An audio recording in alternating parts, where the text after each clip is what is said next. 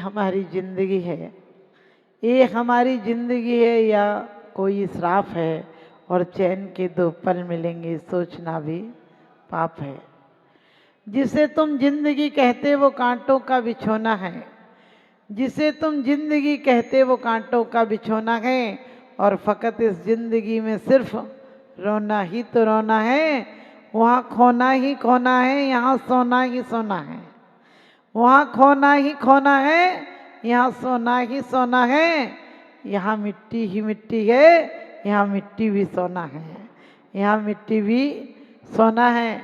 वास्तव में जो अपने कर्तव्यों का पालन करता है वो अपने और दूसरों के जीवन को भी परम पावन बना देता है। क्योंकि अभी आपने देखा एक नाटिका के माध्यम से, वास्तव में वो नाटिका तो हमारे लिए एक शिक्षा मात्र थी। बात नहीं कीजिए आप लोग, देखिए बहुत पाप लगता है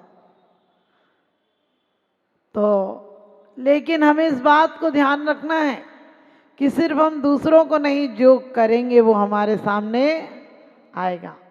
मोहेन समृतम ज्ञानम स्वभावम लपते नहीं, मत्तापमान पदार्था नाम यथा मदन को द्रवाई।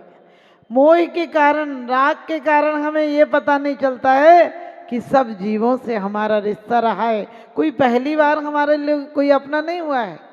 आचार्य तो कहते हैं 3 लोक में ऐसा कौन सा प्राणी है जो तेरा कभी इष्ट मित्र नहीं हुआ, फिर दुश्मनी कैसे। और जो कौन सा 3 लोक में ऐसा प्राणी है जो तेरा मित्र नहीं हुआ तो दुश्मनी कैसी, और दुश्मन नहीं हुआ तो फिर मित्रता कैसी। इसलिए हमारे आचार्यों ने कहा, ना राग में जीना ना त्याग में जीना, जीना हो तो वीतरागता में जीना। हम या तो खाना खाते हैं और या तो खाना छोड़ देते हैं, लेकिन ऐसी दशा आ जाए कि ना खाने का ख्याल आए और न छोड़ने का ख्याल आए, वही से धर्म की शुरुआत हो जाती है। हम परमात्मा के मंदिर में आते हैं, आपने सोचा, आप कहते हो कि तुम बिन में व्याकुल भई, अरे अभी पता नहीं चल रहा है। जिस दिन आखिरी सांस चलेगी तब पता चलेगा कि जिंदगी थी और गई।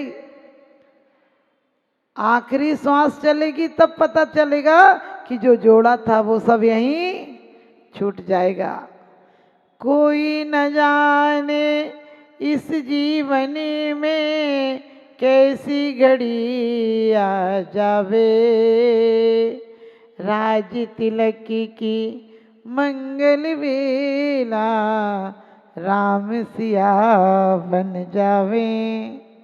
क्योंकि उन्होंने अपना कर्तव्य निभाया। ये ध्यान रखना, कैकेयी ने वनवास दिया था ऐसी बात नहीं है, लेकिन उन्हें राज्य से ज्यादा पिता के वचनों का ख्याल था।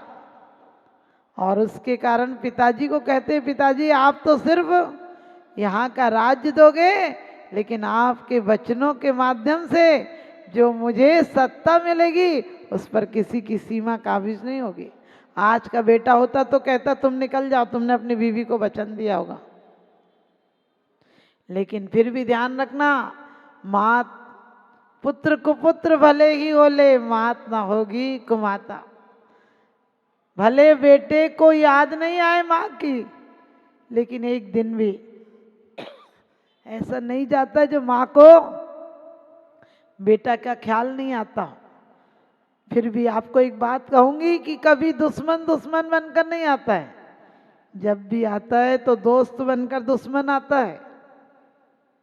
एक सेठ के क्रम से करके 7 बेटे खत्म हो गए, एक ही पोता बचा था, पोता एक ही था। जब 7 बेटे खत्म हो गए धीरे धीरे करके, एकमात्र चिराग की तरह आसरा था एक पोते का, और अचानक एक दिन तबीयत खराब हुई और महीनों बीमार रहा पोता। बाबा ने बहुत इलाज कराया, जिसने जहाँ कहा वहाँ इलाज कराया, लेकिन काल को कुछ और ही मंजूर था, समय को कुछ और ही मंजूर था। क्योंकि समय कब क्या करा देता है कोई न जाने। राज तिलक की मंगल वेला राम सिया बन जावे, और जन्म तिथि की मृत्यु तिथि बन मरघट में पहुँचावे। क्योंकि ये पता नहीं किस समय क्या किसके जीवन में आ जाए। और एक तो ऐसी घटना आती है कि बिल्कुल सत्य घटना है। हमारा कुरावली चतुर्मास था मैनपुरी में, जिसके यहाँ मुलायम सिंह ने नौकरी की है, उनके समझिए परिवार की उनकी बहन का लड़का था। और शादी वाले दिन बारात घर पर आई थी, बधाइयाँ हो रही थी, बैंड बज रहे थे, लोग नृत्य कर रहे थे। बहुत बड़े परिवार की शादी थी, रईस परिवार की। और आप सोचिए कि दुल्हन घर में आ भी नहीं पाई थी, सिर्फ लिवाने की रस्म हो रही थी, बहुत बधाइयाँ हो रही थी। और अचानक दहेज की गाड़ी आई तो पिताजी ने सोचा कि गाड़ी जल्दी खाली करवा दो, तो जाल पर जाल खोलने के लिए गए, खुल नहीं रहा था। तो बेटे ने अपना पटका भी नहीं, नाच ही चल रहा था, पटका मौसी को पकड़ाया, बोला मैं अभी आता हूँ, और ऊपर गया और जाल खोलने लगा, हाथ स्लिप कर गया, उस बधाई के बीच में ही नीचे गिरा और खत्म हो गया। सोच के देखना, कौन जानता है कि कौन पुण्यतिथि, कौन खुशी तुम्हारा गम बनकर आ जाएगी, किसको तुम मुस्कुराते हो, कब तुम्हें विषाद ले आएगा। क्योंकि कहते हमने शौक से खोली थी, मैंने शौक से खोली थी खिड़कियां और सारी गली का गंध मेरे घर में आ गया। ऐसा हाल होता। और बहुत सारी घटना। एक बार तो हमारे ही मंच पर एक युवक के, वैसे तो सच पूछो इसीलिए कहती हूँ पुण्य का काम कर लेना। उनके गांव में हम गए तो वो बोलते थे कि माता जी हम नरक तो नहीं जाएंगे। हमने कि ध्यान रखना, यदि तुमने आहार दान नहीं दिया होगा तो प्रमाण पत्र समझ लेना, क्योंकि आचार्य कहते हैं यदि तुमने आहार दान नहीं दिया या देने के भाव नहीं, तो समझ लेना नरक आयु का बंद हो चुका है। यदि तुम्हारे भाव नहीं होते, क्योंकि राजा श्रेणिक आदि के बारे में आता है कि नरकायु का बंद कर लिया तो लाख बार कितने धर्मात्मा रहे लेकिन आहार नहीं दे पाए। तो मैंने उनसे कहा, और वो बहुत अच्छे भैया थे, दूसरे ही दिन आहार देने को आए। 3-4 दिन हम रुके थे तो आहार दिया, लेकिन बाद बीच बीच में कहते रहते थे हम नरक तो नहीं जाएंगे ना, नरक तो नहीं जाएंगे ना। और वैसे तो एज थी, लेकिन देखिए कभी कभी सामने से निकल रहे थे और उस साइड गए और मुख्यमंत्री को ला रहे थे, तो थोड़ा सा बच्चों को खुशी सी तो होती है, और बच्चे भी नहीं थे होने को। तो हमने उनसे बोला, और उन्होंने हमसे कहा मेरा काल पूरा हो गया, मेरा कार्यकाल पूरा हो गया, अब तो दूसरे के लिए बोला ये बनेगा। तो हम बोले नहीं नहीं, अब तुम तो अभी तो कहाँ कार्यकाल पूरा हुआ, अब तो शुरुआत हुई है। कहने लगे नहीं, मैं 56 साल का हो गया। और देखिए पता भी नहीं चला, खड़े खड़े तुरंत खत्म हो गया। तो आपको ये बता रहे कि जीवन में कल पर मत टालना, पुण्य को कल पर मत टालना, और पाप को जितना टाल दो उतना अच्छा है। पाप टल जाएगा, यदि 2-4 साल भी टाल दिया, 1 घंटे भी टाल दिया पाप को, तो पाप की तीव्रता फिर नहीं रहेगी। और आपने अभी जो देखा सुना, तो आपको कहा था 7 बेटे थे उस सेठ के, 7 बेटे मर गए, पोता बीमार हो गया, बहुत इलाज कराया, और पोता आखिरी एक दिन अंतिम सांस हिचकियों के साथ समाप्त हो गई। और बाबा जी अपनी आत्म संयम खो चुके थे, बहुत रोए, बहुत चीखे, ओझों के पास जाते थे, कहते थे मेरे पोते को दिखा दो, कैसे भी मिला दो, एक बार बोल जाए। जब भी कोई मरता तो अपन कहते हैं एक बार बोल जाओ, हमने कि बोल कर भी क्या करेगा भाई, फालतू बातें बोलेगा जो इतने दिन बोल गया था, क्या बोलेगा आदमी, कुछ अच्छी बातें नहीं बोलेगा। और कभी कभी बोलते एक बार दिखा दो, हमने कि इतने साल मुंह देखा था तब कोई नया काम नहीं कर गया, अब देख कर भी क्या करोगे। तो वो बहुत बोले सबसे कि एक बार दिखा दो, एक बार दिखा दो। अचानक एक मौलवी ने कहा कि हम तुम्हारे पोते को मिला देंगे, तुम 40 दिन बाद आना और तुम्हारा पोता तुम्हें वहीं मिलेगा जहाँ पर तुम उसे दफना कराए हो। और वो गया और वहाँ पर अपने बेटे को पोते को बुला रहा था, राजा राजा बोलता था, राजा बेटा राजा बेटा। उसने 3-4 आवाज़ें लगाई और उधर से कोई जवाब नहीं आया। तो उसने कहा मौलाना झूठ बोलते हैं, कहते थे यहीं मिल जाएगा, लेकिन वो तो नहीं आया।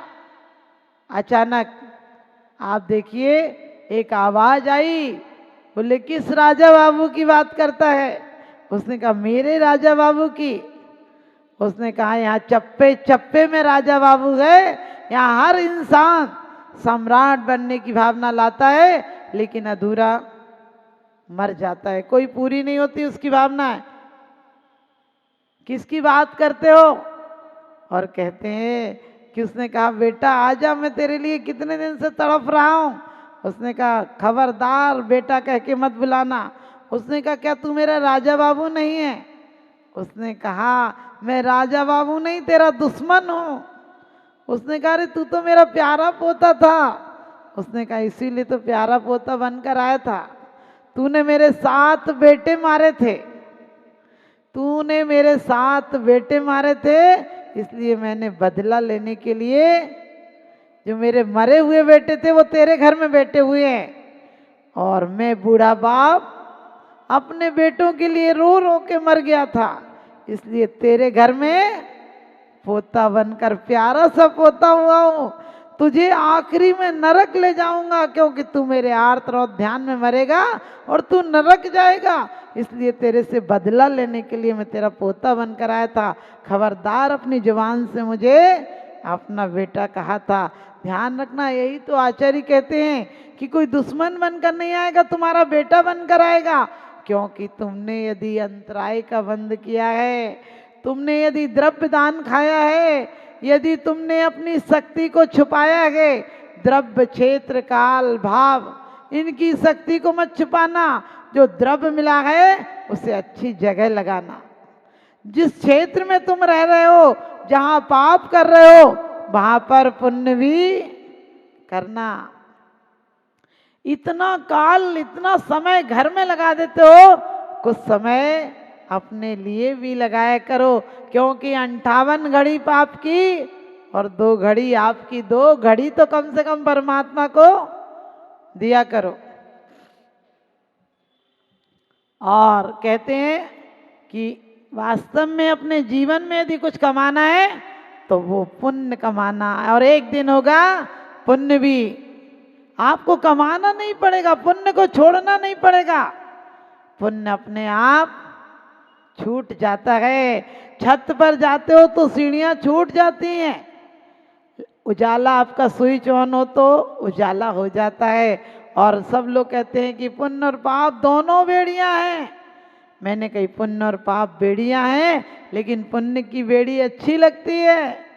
सोने का कड़ा पड़ा हो हाथ में तो अच्छा लगता है, और वही पुलिस वाले का कड़ा पड़ा हो तो बड़ी तकलीफ होती है। जब आपके सम्मान हो रहा हो तो वीडियो वाला बुलाते हो, और जब कभी जूते पड़ रहे हैं तो वीडियो वाला बुलाते हो क्या? अखबार में अच्छी न्यूज आपकी तारीफ की आ रही हो तो अखबार में निकलवाते हो, यदि आपको अपमान की न्यूज हो तो निकलवाते हो क्या? तो ध्यान रखना, आप श्रावक की भूमिका में पुरुषार्थ करना। और अभी जो आपने देखा, क्योंकि कहते हैं कि तुम अपने जीवन में भगवान का वंदन पूजन करो, लेकिन घर में शांति का वातावरण रखो, अच्छी लेसाएं रखो, अच्छे परिणाम अच्छे रखो। अच्छी मति रखोगे तो अच्छी गति होगी, और अच्छी गति होगी तो एक दिन सदगति भी होगी और सिद्ध गति भी होगी। वह पंचम गति भी मिलेगी, जहाँ की जाकर फिर कोई दुख शोक वेदना आर्त रोध ध्यान कोई नहीं होंगे। लेकिन अभी पुरुषार्थ पूर्वक तुम्हें आर्त रोध ध्यान को कम से कम धर्म ध्यान में परिवर्तित करना पड़ेगा। आप लोग पीले वस्त्र पहने हो, पीले वस्त्र क्या है? पीतलेस्या का प्रतीक है कि आप धर्म ध्यान में जैसे वस्त्र होते हैं, वस्त्रों का और चित्रों का कितना प्रभाव पड़ता है। रानी चेलना का चित्र ही तो देखा था राजा श्रेणिक ने, पद्मनाभ ने द्रौपदी का चित्र ही तो देखा था, भामंडल ने सीता का चित्र ही तो देखा था और मोहित हो गया। लेकिन हमारे यहाँ का चित्र भी देखना पड़े तो हम परमात्माओं के सत्पुरुषों के चित्र लगाएं। पहले लोग घरों में महापुरुषों के चित्र लगाते थे, अब उन भ्रष्ट लोगों के चित्र लगाते हैं जिनका चरित्र नाम की कोई चीज ही नहीं होती। हम उन लोगों के लोग पहले भगवान के दर्शन कराने के लिए, गर्भवती महिला होती थी तो नियम से सबसे पहले मंदिर में श्रीफल चढ़वाते थे, और आजकल सबसे पहले डॉक्टर की देहरी पुजवाते हैं। क्यों? क्योंकि पुण्यशाली में बच्चा नहीं आया, और जब डॉक्टर की देहरी पुजवाओगे तो सबसे पहले लोग कहते हैं हमारे फैमिली डॉक्टर हैं। अरे अपने भगवान को अपना बनाओ, बनवाना है, क्योंकि कहते जिन्होंने हमें रुलाया है हम उन्हें रुलाएंगे, जिन्होंने हमें घुमाया है हम उन्हें भगाएंगे। हम किसी कायर के नहीं, हम तो महावीर के बेटे हैं।